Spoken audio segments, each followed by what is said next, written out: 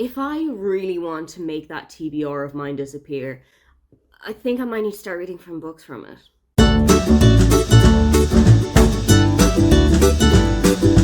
So I've had an idea. I have got a couple of books on my TBR that can be grouped into little tiny ways. Maybe they have the same color on the cover. Maybe they are made by the same publisher. Maybe they're written by the same author. Maybe they're set in the same place. So we're going to start a new thing.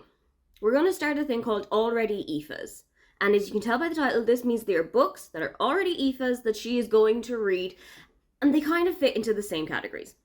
Think of it as my previous series, A Book and a Brew, where I would sit down with a book and a brew, and I would tell you about 3 books that I had recently read that fit into this category. But now we're going to stretch it out a little bit and we're going to make it vlog style. The first one that we're going to do is going to ease me into it a little bit because it is one of my favorite authors, but it is 3 books of theirs that I have got on my backlist and that I haven't actually picked up. And I'm pretty sure that some of these have been on here since the early stages of the pandemic. So we have got 3 Christina Lauren books that we need to get through. I have got the Honey Don't List, Roomies, and my favorite One Night Stand. Recently, I've had a bit of differing successes with Christina Lauren. I had a really great time within a Holidays. I genuinely really loved that one. Then I read Something Wilder, which was their second to most recent release.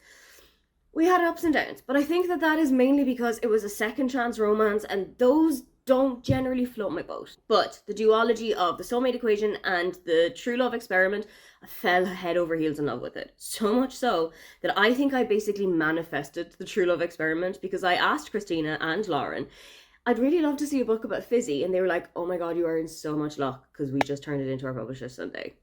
So put out what you want in the world and you might get success. But I'm going to start with my favorite One Night Stand. There is no rhyme or reason as to why I started it. It was the one that was the bottom of the pile, so I said, fine, let's start with this one.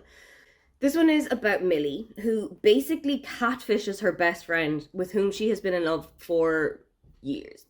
So I'm really interested to see how this one is going to go. As somebody who has had successes with online dating and has had some relationships come from online dating, I'm interested to see how this is going to be played when Millie is basically playing up this persona. I think the opposite persona is named Rachel or something with an R. I'm really interested to see how that is going to go and what kind of level of unhinged we're going to see in this book. I look like I am on investigation, but it is Tuesday evening, I think. It is Tuesday evening. I am on page 275 out of, I think, maybe 320, 340. I'm obsessed. I'm obsessed with this book. This is so, so good. This is probably one of the best Christina Lauren books I've read in a really, really long time. It is about Millie and Reed. They are part of a friendship group of 5 people. Millie's the only woman in the group. And they are all going to this kind of black tie gala ball event at the end of the semester. They're all professors at the University of California in Santa Barbara. So they're all going to this black tie event at the end of the semester. They all need to find dates. Every single one of the 5 of them needs to find somebody to bring to this ball. They set up these profiles on a dating app. And Millie realizes that the profile that she has gotten is not really getting her any real vibes. It's not getting her any real matches. It's getting a lot of dick pics. So she sets up a brand new one and uses her middle name instead of her real name. And then she matches with Reed, who's one of the friends from her friendship group, but they have had a night together a couple of days before that Millie can only describe as completely earth-shatteringly unforgettable. I had a couple of questions about this one, and the biggest question that I had was, is there any point of this story where Reed is going to find out that this is Millie? Or is Reed going to be a little bit kind of, I'm pretty sure that I'm actually talking to somebody that I already know incredibly well. There have been a couple of times where I've thought, oh, he knows what's going on here. He's being too intimate details about things that she would only know. Or he's being too specific about stuff that she has any kind of an iota about. But then you get to other parts of the story and it's much more evident that he is genuinely thinking that he's speaking to a woman named Catherine. He's also been on another date a couple of pages before I gave up here for the night. He's also been on another date with a woman named Daisy. That's probably the most awkward first date that I've read in a book in a really long time. And I have read Written in the Stars. I have read where Darcy threw red wine all over Elle's dress, or vice versa. I love this book. I am genuinely so intrigued by this. I have only got maybe about 50 pages or so until the end, and I kind of don't want it to end. That's why I'm giving up for the evening. I don't want it to be over. So I think tomorrow, when I am finished with it, I'm going to go on to the Honey Don't list. And I'm a little bit excited about this one because it is a kind of an extreme makeover home edition, or Bobby Burke's section of Queer Eye. It's a little bit of that. It's got like a home renovation system in it. And I really liked that aspect of Astrid Parker Doesn't Fail by Ashley Herring Blake. So I'm really interested to see what that's going to be like if you stretch it out a little bit more into an entire book. I'm intrigued. Let's give it a go. I'm a little bit over halfway through the book, in that I am roughly about 80% of the way through. But feels like now is an okay time for an update. I'm on sprints with Margaret at the moment, and I have made it my life's goal today to get the Honey Don't list finished so that I can move on then to Roomies, and that I can get these 3 books off my TBR. I'm definitely not enjoying the Honey Don't list as much as I did enjoy my favorite Half Night Stand, and I think that the reason for this is that I do not enjoy one of the main focus characters. I don't enjoy Melissa at all. She is the female character behind, I think it's called Home Sweet Home. It's kind of like this home renovations TV show. I'm not entirely sure what the concept or the USP of Home Sweet Home is, but it's a home renovation show where they go around the US, and right now they are on a kind of a book tour around the western coast of the USA, so California, all the way up to Oregon and Washington. I feel like Melissa is one of the hardest people to work with that I've ever read in a book, and I've read some pretty difficult bosses, but Melissa is a really awful person to work with. She is abusive. She is narcissistic. She will absolutely change the environment of a room if she comes into it and she's in a bad mood. And she's in a bad mood, everyone else has to be in a bad mood too, and there is like this domino knock-on effect of how her mood is going to affect everyone else. I also think that there isn't a whole lot of focus on Carrie and James's relationship, and a whole lot more focus on Melissa and Rusty. They are the 2 presenters of this show, and they're the 2 main like focus people on this show. And their marriage is in tatters. They absolutely hate each other. There's been cheating scandals. There has been tweets and everything about them fighting in hotel lobbies or fighting at restaurants. It's exhausting. It is so tiring to have to see that.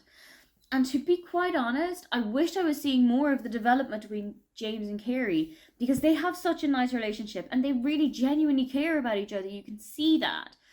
But that has been completely shoved to the side for these 2 other people who've been married for nearly 20 years by this stage and cannot stand each other. I don't care about their relationship too much. I also wish that we had seen a little bit more of the actually designing the houses and the actually interior design that goes into them. I wish we'd seen a little bit more of that. It's something that I am super interested in. I love Bobby's sections in the Queer Eye episodes that I've watched. I loved watching Extreme Makeover Home Edition when I was younger and I was off school sick, or it was the middle of the summer. So that's something that I actively wanted to see in this book. I wanted to see them having to sit down with a blueprint and putting an entire room together, or like going to IKEA and then having a color palette in your mind and thinking of something that you wanted to build around that. I really wish that is what we had. I really wish that was what I got to see, and I didn't. But we move on. I have about 40 pages left until the end, which should be doable. We have like 10 minutes left in this sprint, but this has been reading really quickly. I will say that about it.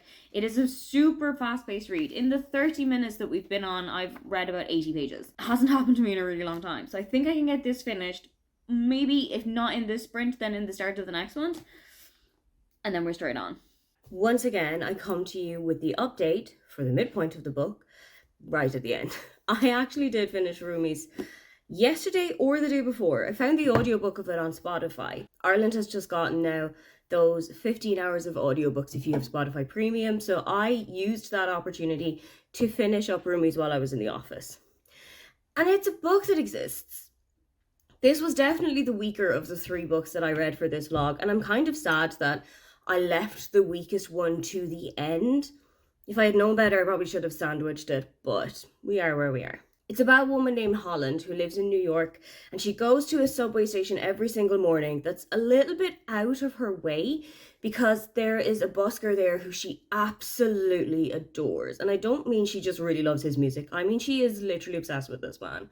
And when Holland is pushed in front of a train, the busker is asked, "Oh, did you see what was happening? Do you have any information? Could you come down to the station? We'd like to ask you some questions." And he flees. It turns out that Calvin, who is the busker, and not Jack, as Holland thought his name was, it turns out that he is Irish and that he is in the US illegally. His visa has run out and he has never renewed it. Robert, who is Holland's uncle, is a big Broadway producer, and one of the guitarists in his ensemble has gotten sick, so won't be able to take part in the big show that's coming up at the end of the month. And Calvin is dragged in as his replacement, but they need him to get him a visa for everything to kind of come up okay. He needs to be in the US legally.